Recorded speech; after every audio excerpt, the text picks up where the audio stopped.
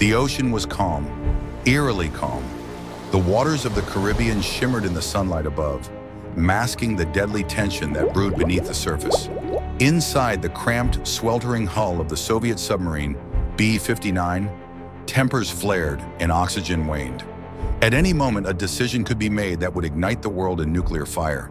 And at the center of it all stood a man whose name history almost forgot, Vasili Arkhipov. It was October 27, 1962, a day that would later be known as Black Saturday.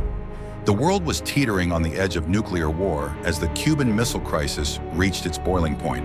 The United States had discovered Soviet missiles stationed in Cuba, just 90 miles from its shore. President John F. Kennedy demanded their removal, and a naval blockade was put into place. In response, the Soviet Union sent 4 submarines toward the Caribbean, each armed with a secret weapon, a single nuclear torpedo. B-59 was one of them. As B-59 crept through the Atlantic waters under strict radio silence, it was already a world away from Moscow. The submarine, a diesel-electric Foxtrot-class vessel, was not designed for long-term submersion. Its batteries needed regular surfacing to recharge, and its internal environment quickly turned hellish. Inside, the heat soared to unbearable levels. Sweat poured from the sailors' brows. Air was thick with carbon dioxide. The crew, cloistered in metal and shadow, had not communicated with Moscow for days. They had no idea whether war had already begun. Above them, American destroyers had picked up B-59 on sonar.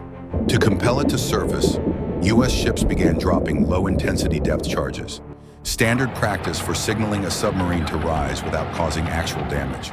But the message wasn't received as intended. Inside B-59, every underwater boom was interpreted as an act of war. Captain Valentin Savitsky, exhausted, agitated, and convinced that hostilities had begun, prepared to respond. He ordered the nuclear torpedo be armed. "This is not a drill," he may have reasoned. "They are attacking us. We must retaliate." The weapon on board wasn't just any torpedo. It was the nuclear-tipped Type 53. If launched, it would have obliterated the USS Randolph, a nearby aircraft carrier, and in all likelihood initiated full-scale nuclear war. The protocol for launching such a weapon was unusual. Most Soviet submarines required only the captain's approval, but B-59 carried the fleet's chief of staff, Vasili Arkhipov, granting him equal authority. A 3-man consensus, Savitsky, political officer Ivan Maslenikov, and Arkhipov, was needed. Savitsky was ready. Maslenikov agreed. Only Arkhipov hesitated. Vasili Arkhipov wasn't just any officer. He was already a survivor of one near-catastrophic nuclear incident, the K-19 submarine accident. There, radiation leaks and a failing reactor had nearly doomed the crew.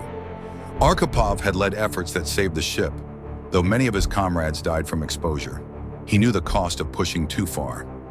Now, in the dim red light of the B-59 command room, he faced a horrifying choice. Authorize the launch and risk global nuclear war, or defy his superior and hold the line. Voices rose in the heat-soaked submarine. The crew watched in silence as Arkhipov argued against immediate retaliation. He insisted they surface, contact Moscow, and await further orders. It wasn't an easy stance. Savitsky was furious, convinced they had no time. But Arkhipov stood firm. He knew that one wrong move could mean the annihilation of millions. Eventually, perhaps reluctantly, Savitsky relented. The torpedo remained unfired. The B-59 surfaced near the American fleet. Blinded by spotlights and surrounded by enemy vessels, the submarine remained above water for several hours. There was tension, confusion, and then silence. The Americans held their fire. So did the Soviets. The world would never know just how close it had come. After surfacing, B-59 turned and headed back to the Soviet Union. The crew had no hero's welcome. In fact, many were scolded for giving away their position and for failing to complete their mission. Vasili Arkhipov returned to duty quietly, eventually rising to the rank of vice admiral. He passed away in 1998, having never spoken publicly about what he had done. It wasn't until decades later that the truth came to light. In 2002, declassified documents and eyewitness testimony confirmed what had transpired on that fateful day.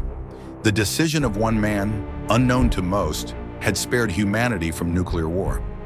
Historians now regard the B-59 incident as one of the most dangerous moments in the Cold War, possibly even in human history.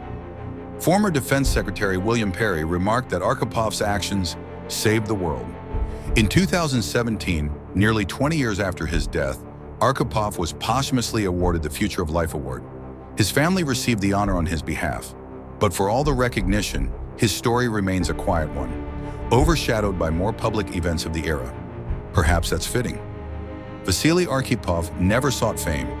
He simply made the right choice, at the right moment, under impossible pressure. Why did he hesitate? What drove him to challenge protocol, to argue against launching the torpedo? Maybe it was the memory of the dying men aboard K-19. Maybe it was instinct, wisdom, or some deeper sense of humanity. Whatever the reason, his decision rippled through history in ways we can scarcely comprehend. We imagine the Cuban Missile Crisis as a series of bluffs between Kennedy and Khrushchev, played out in television addresses and back-channel cables. But in reality, it came down to this: a sweating man in a boiling submarine, staring at the end of the world and choosing not to press the button. Even today, we live with the legacy of near catastrophes like the B-59 incident. Modern submarines are faster, quieter, and deadlier. Nuclear arsenals remain on high alert, and despite all the lessons of the past, the chance of accidental war still lingers. How many other incidents have been buried by secrecy? How many times have we come close without knowing? And more hauntingly, what if next time there is no Vasili Arkhipov to say no? As we drift further into the nuclear age, the story of B-59 is more than history. It is a warning, and somewhere in the ocean's depths, amid darkness and silence, waits the next decision.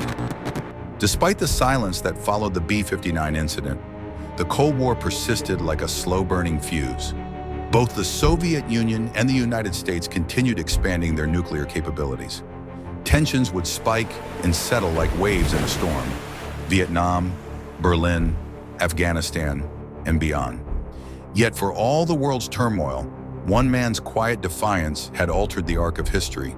Historians often debate what-ifs. What if JFK had ordered a strike on Cuba? What if Khrushchev hadn't backed down? But the most terrifying what-if of all remains.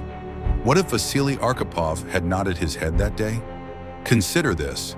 Had the nuclear torpedo been launched, even if it sank a single U.S. ship, Washington's retaliation would have been swift. The Pentagon had drawn up plans for a massive response. Nuclear warheads would rain down on Soviet missile sites in Cuba, and Moscow would retaliate in turn, not just in Cuba, but across Europe and the U.S. homeland. We don't know the exact death toll that would have followed, but estimates run into the hundreds of millions. Cities like New York, Moscow, Washington, London, incinerated. Fallout sweeping across continents. Civilization, as we know it, potentially ending in a matter of days.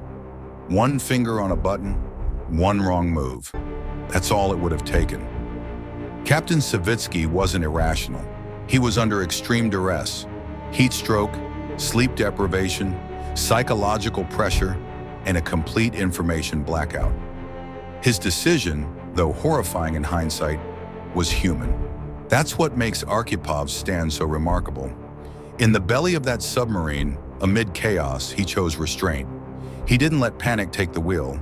In an environment that screamed for reaction, he chose reflection. Modern military training emphasizes command unity and discipline, but also critical thinking. Arkhipov demonstrated both, and then some. He challenged a direct order, convinced his superior officer, and saved not just his crew, but the planet. When the truth finally surfaced in 2002, it stunned even seasoned military analysts. Few had ever heard of B-59, let alone Arkhipov. His story was buried in Soviet military archives, hidden behind layers of Cold War secrecy. In the years since, documentaries, articles, and memorials have tried to capture the gravity of his actions. Yet even now, his name is missing from many textbooks. He has no statue in Washington, no Hollywood movie in his honor. Perhaps it's because Arkhipov didn't win a battle. He didn't conquer or vanquish. He prevented, He restrained. He said no. That's harder to dramatize, but far more important to remember. Today, the world feels precariously similar. Nuclear weapons are more advanced, more widespread. Tensions simmer between global powers, and the potential for miscalculation remains frighteningly real. In 2023, an AI warning system in a nuclear-armed country mistakenly flagged an incoming missile. Thankfully, a human operator intervened before retaliation was ordered. The parallels to 1962 are chilling. The lesson is clear. Technology may evolve, but it's human judgment, calm, wise, moral, that ultimately determines our fate. That's why Archipov's legacy must live on, not just as a Cold War footnote, but as a case study in ethics, decision-making, and the power of one voice. Imagine standing in Archipov's shoes, in that submarine, on that day. What would you have done? It's easy to assume you'd make the right call, but would you? Would you stand against a superior officer? Would you risk being labeled a traitor? Would you defy orders, not knowing if the world was already at war? That is the terrifying brilliance of Archipov's choice. He didn't have full information. He didn't know for certain that war hadn't started, but he still chose life. His story is not just about averting disaster. It's about the moral compass one must follow when the stakes are too high for mistakes. And now, the ocean keeps its secrets well.